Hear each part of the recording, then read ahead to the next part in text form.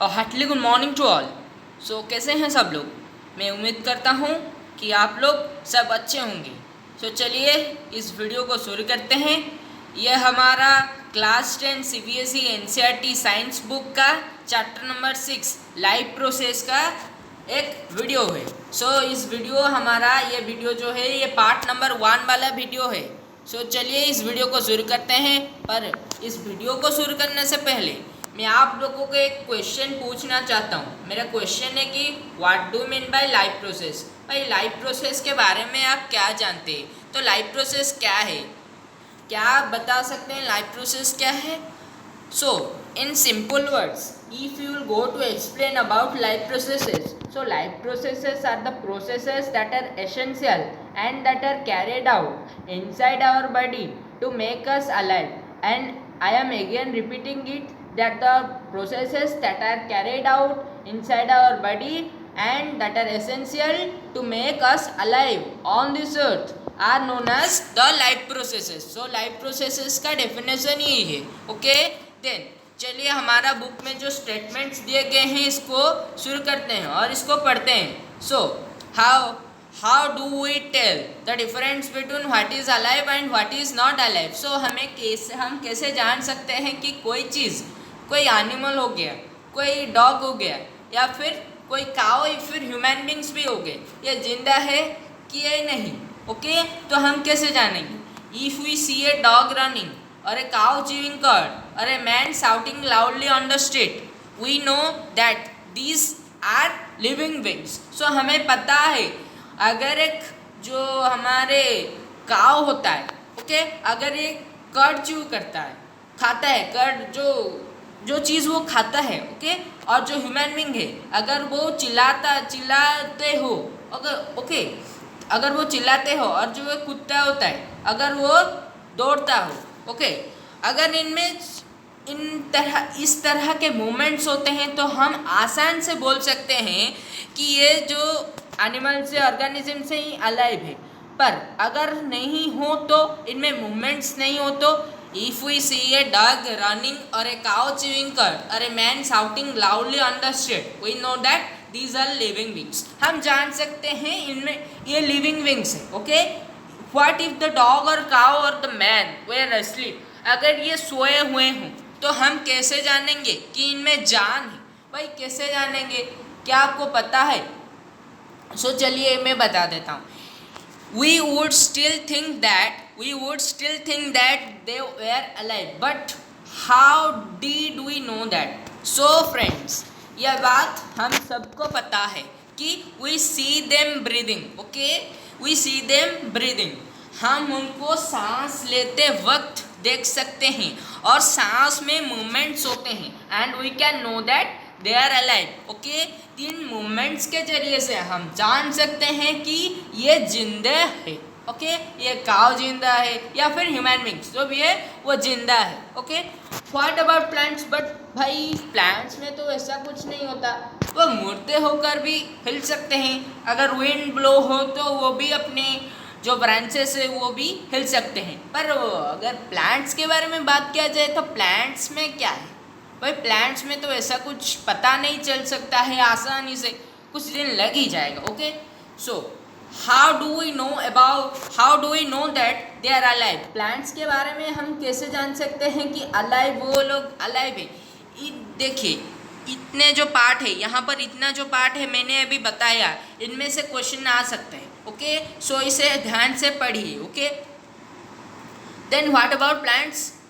We see them green, some of us will say. Okay, it's true, we see them green. If we have to जज a plant that is it alive और not, then we have to look upon the criteria that if they are green. Okay, अगर वो उनमें हरियाली हो, okay, उनमें हरियाली हो और उनमें ताजगी हो, ओके, और उनमें मूवमेंट्स का बात नहीं, अगर उनमें हरियाली हो और उनमें फ्रेशनेस हो, जो उसकी ताजगी हो, तो हम जान सकते हैं कि ये प्लांट जो है जिंदा है। पर इनमें 2-3 दिन लग ही जाएंगे, क्योंकि अगर एक प्लांट मर जाएगा तो एक दिन में वो पता नहीं चलेगा, 2 दिन लग जाएगा। 2 दिन में उसका जो लिप्स होते हैं वो धीरे धीरे शेड होने लगेंगे। हाँ या ना? ये सच है। Okay, how do we know about they are alive? Then but what about plants that have leaves of other color than green?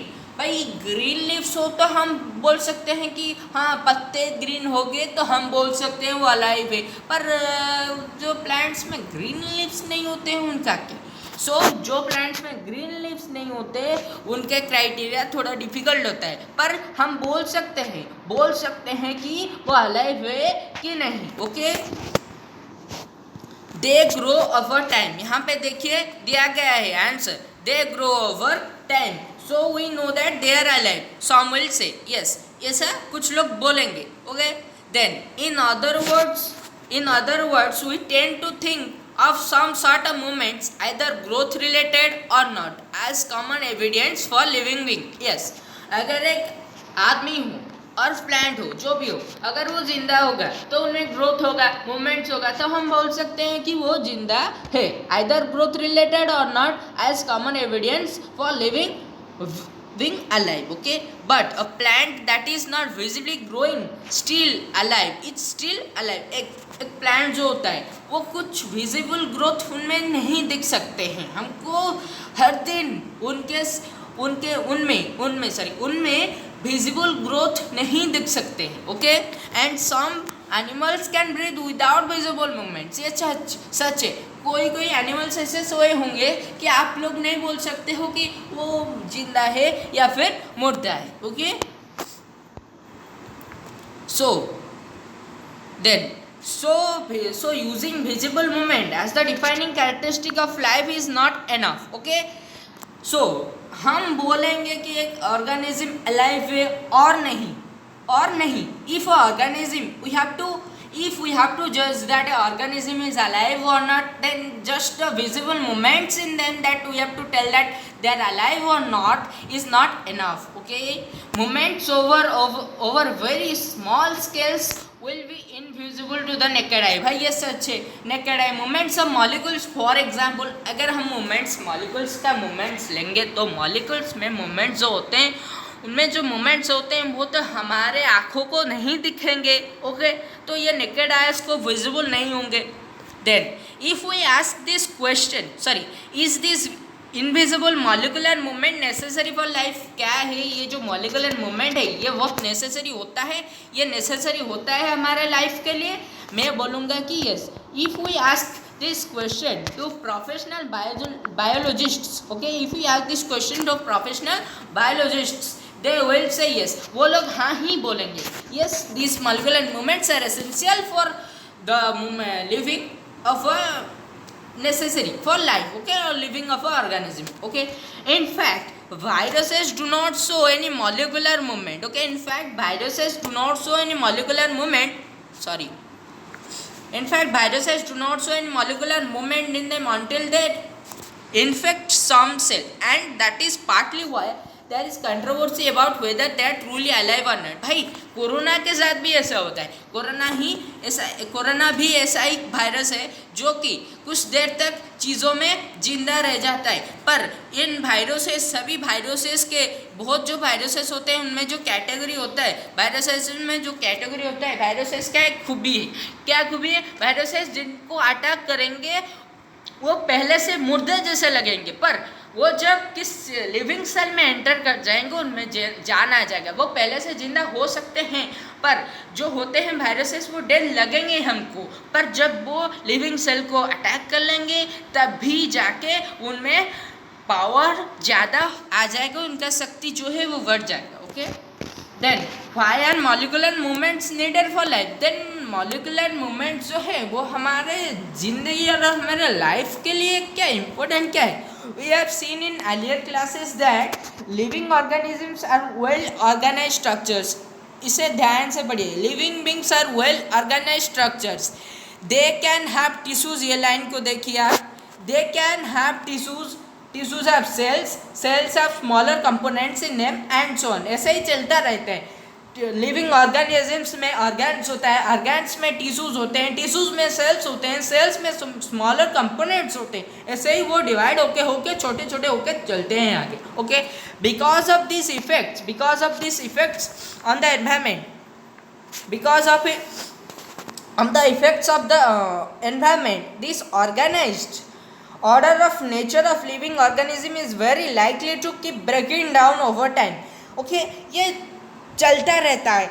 Organ से टिश्यूज़ को आते हैं, अगर ऑर्गन से ग्रुप ऑफ टिश्यूज़ को आते हैं, ग्रुप ऑफ टिश्यूज से टिश्यूज़ को जाते हैं, टिश्यूज से सेल्स को जाते हैं, सेल से स्मॉलर कंपोनेंट्स को जाते हैं, ऐसे ही ये छोटा होता जाता है. ये एक ऑर्डर है. पर अगर यही order if order if order breaks down, ये ऑर्डर अगर खत्म हो गया, ये ऑर्डर अगर ब्रेक हो गया, ओके, टूट गया, अगर if order breaks down the organism will no longer be alive, ये जो ऑर्गेनिज्म है ये ज़्यादा देर तक अभी टिक नहीं सकता है. Okay, so living creatures must keep repairing and maintaining their structure. So ये जो लिविंग क्रिएचर्स होते हैं उनमें जो स्ट्रक्चर्स होता है उनका, वो हमेशा के लिए उन खुद को रिपेयर करना चाहिए और मेंटेन करना चाहिए. Okay, so living creatures must keep repairing and maintaining their structures.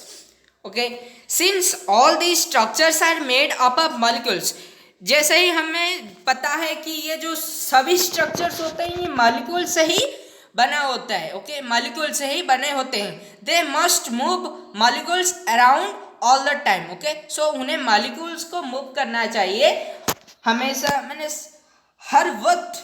जो इसका मीनिंग जो होता है, ये हर वक्त उनके मॉलिक्यूल्स को मूवमेंट्स में रखना चाहिए. हर वक्त नहीं, एसेंशियली उनके मॉलिक्यूल्स मूवमेंट्स में होना चाहिए. Okay, then what are the maintenance processes in living organisms, let us explore. So ये जो मेंटेनेंस प्रोसेसेस होते हैं लिविंग ऑर्गेनिजम्स में, तो इनको चलिए हम अभी पढ़ते हैं. सो आज के लिए ये वीडियो जो है वो इतना तक है. अगर ये वीडियो आपको अच्छा लगे तो इस वीडियो को लाइक कीजिए और मेरे चैनल को सब्सक्राइब कीजिए. और हम बाद में इस पार्ट वाले 2 में इस what are the life processes को पढ़ेंगे. सो आज के लिए thank you for watching my video. Thank you all of you.